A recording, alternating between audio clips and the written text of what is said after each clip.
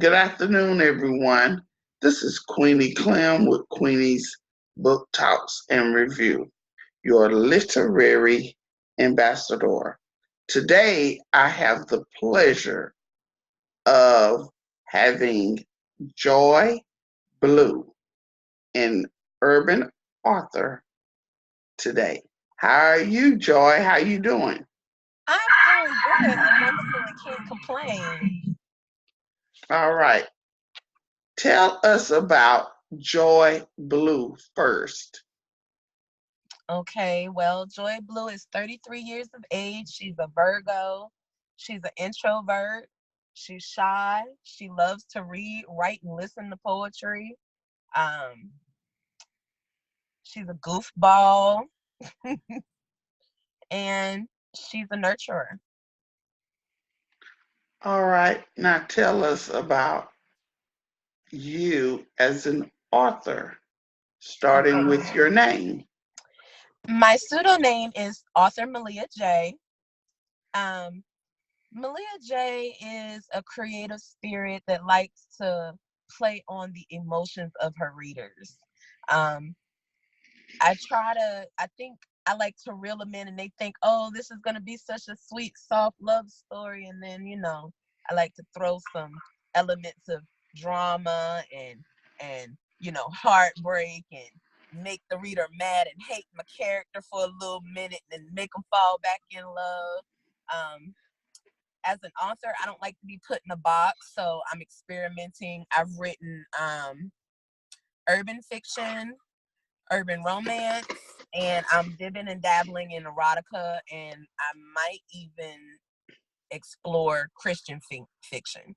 So, How did you get into writing? I started writing when I don't want to say a child, but like a teenager. I've always had a fascination and a love for reading and books. So instead of the kid that wanted to go out and play, I was the kid with a book in my face, in the car, at night, the flashlight, all of that. I used to get in trouble for reading past my bedtime. But my teacher saw that, and from an early age, each one of my English teachers actually called on to that. And they actually, pushed me towards it more, pushed me towards like creative writing electives and things of that nature. And that's where I really fell in love with actually creating and writing, because I realized that, up until that point, I didn't too much care for writing because I was always being told what to write. And once I got that freedom to write whatever I wanted to and to make up my own magical world, I was just like, oh my God, this is awesome. This is freaking amazing. I can say anything. I can make them, I can live out my wildest fantasy. And it was also a little bit healing because I really wasn't so much into writing the stories then. I was more so with my first love in poetry. And a little background to me is I lost my mother when I was a baby, and my father had a stroke when I was in middle school. So all of that emotion and trauma that I had, I release it in poetry. I'm not good with expressing my emotions. If somebody upsets me or I'm hurting inside, so I leak it out on paper with pen as my tears. Oh, okay. What genre are you actually classified under? Urban fiction. Urban fiction. Okay. What goes, what is urban fiction? To me, that's like the broadest the broadest title. It to me personally, I can't speak for the actual terminology because I don't know the actual terminology, but for me, when I say urban fiction, I mean African American characters, um, focus on Black love, Mm-hmm. uh, exaggerated drama. Some people may classify anything that has like drug dealing or gang Mm-hmm. banging or anything streetwise. They may throw that into urban fiction as well. It's a little, to me, the difference between urban fiction and street fiction. The street fiction has a lot of factual to it, Mm-hmm. and it's a lot more hardcore and edgy, whereas urban fiction is softer. It throws the elements in there, but it's not so much in your face to the point where you're like, oh, I need to go out here and start cooking up some cocaine. Okay. Okay. But let's talk titles. How do you choose your titles? I usually choose my titles based on what the lead female character or the lead character is going through or the lesson that she's going to learn. I like metaphorical titles. I like playing with words, but my publisher doesn't like it so much. So when I'm signed, I do what my publisher tells me to do. I'll bounce titles back and forth and we'll try and find a middle ground. But when I'm self-published, I just go with the flow. I let the story title itself. Okay. How do you feel about the titles of urban fiction that is coming out now and nowadays? For the most part, I don't have any complaints. I mean, I've never been one to be judgmental about a title of a book. And as a reader, either it's going to catch my attention or it doesn't. There's nothing about a title or a cover that's going to make me want to read the book. Usually it's the synopsis or the inside information, or even if I just read the first few chapters in the library. But I believe an author or an artist is entitled their work any way they want to. It's their art. They know what they want to call it. And now book covers? How do you choose your book covers? Well, this has changed over the years. I will say this. When I was strictly just a reader, I'd read almost anything. So basically, you just had to catch my attention and it didn't have to look boring. Now that we have, ebooks and digital devices that we read on and everything, Mm-hmm. I just don't like a sloppy thrown together title because that tells me more about the production quality than it does the author. It tells me, there's going to be chock full of errors, or it's just not going to be up to par, and I'm going to struggle to follow the storyline. Okay. Okay. How do you feel about like the different book covers that come out now? That some be like cartoony looking, and then some come out looking like a picture of a real person. Honestly, I like it all. And when I'm going to be self-publishing here in a little bit. I actually want an illustrated cover like that, the cartoony effect. Mm-hmm. Just because I don't see those a lot anymore. Used to see them all the time when it came to urban fiction, but like when it comes to Eric Jerome Dickey, you remember how his covers used to be? Mm-hmm. Yeah, and he even went mainstream and started using actual models, but I want to go back to how his covers used to look. I like that look to me. Have you ever collaborated with another author? I've tried. I didn't shut it down. Just life happened for both of us, so we actually didn't get to produce anything. But I'm open to it. Okay. And who would you like to collaborate with? With Yandy Banks, Rick True Life.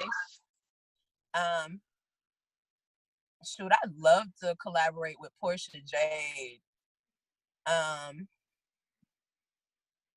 My own publisher, Raquel Williams. There's a bunch. KC Mills. Oh my goodness. And my top pick, if I could collaborate with anybody, I know who it would be. It would be B Love. I love her contemporary romance. It is the bomb. Just fall in love every time. B Love. How many books have you written so far? I have written, hold up, 2, 3, 4. I have written 4. I have a 5th in production. Okay. And what are those for? You're gonna make me go back. Built for a Boss, which was my first book. It's a standalone. Then you have a completed series called Someone Like You. It's a 2-part series. And then you have He Can't Love You, and that's a standalone. Okay. For a reader who has never read any of your books, What book would you suggest they read first? That's a tough one. That is really tough. My personal favorite is the Someone Like You series because I mix urban fiction with contemporary romance, and I just fell in love with that story. But the people really like my first book, Built for a Boss, which is a domestic violence story, and they seem to love it. I don't like it on. That was like one of those healing stories for me, so I don't like to reread it. I don't like to talk about it. None of Okay. What is your most accomplished as a writer? What did you accomplish the most as a writer? that.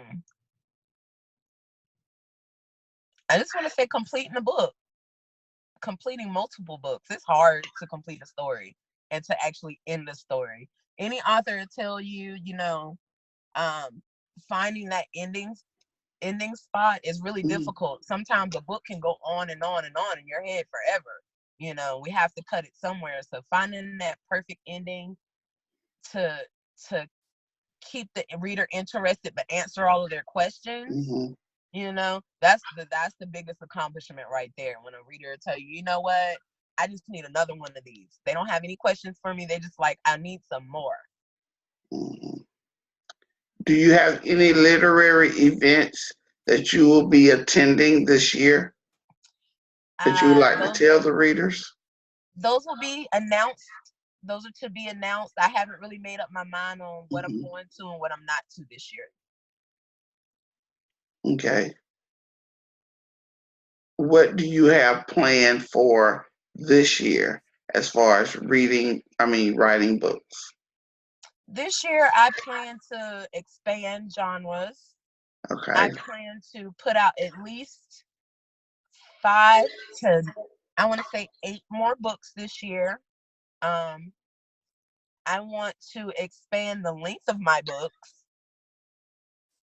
and gain more readers, more faithful readers. And the last question, where can we find you and your books? Okay. You can find me on any social media. I have a Facebook under Joy Blue. If you would like to follow the official fan page, it's Beyond the Pen with Author Malia J. I'm on Instagram and Snapchat. Instagram is Author Malia J.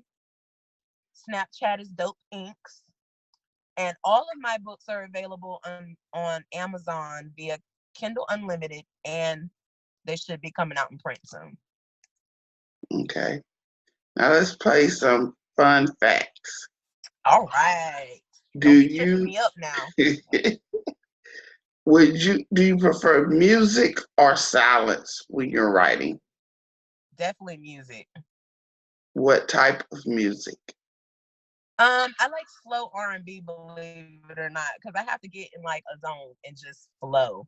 I like mellow things. If I get any trap music or turned up, it's not gonna work. I'll be dancing instead of writing. Favorite perfume? Oh, Gucci Guilty or BB? Favorite snack while writing? Gummy bears. Your favorite author and why? Oh, Sister Soldier, because she was one of the first adult books that I read as a teenager, and she's the reason why I fell in love with African American literature. And last, favorite character in one of your books and why? Oh my goodness, it would have to be April from Someone Like You, and just because she is the epitome of evil. She is the epitome of evil. I put every little petty evilness in her that I could. Like, she's stuffed. Okay, like a pimento. She's stuffed.